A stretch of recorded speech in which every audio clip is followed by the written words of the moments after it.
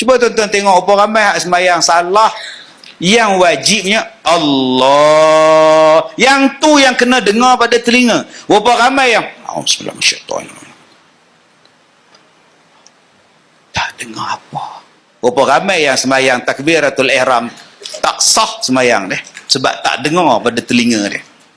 Jangan ditarik. Jangan ditarik. Allah. Nak ke mana bang?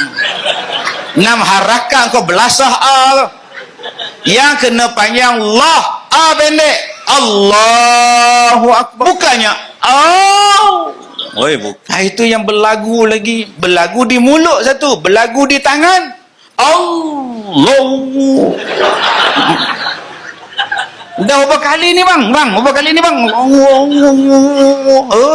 Duduk pula sebelah kita pula.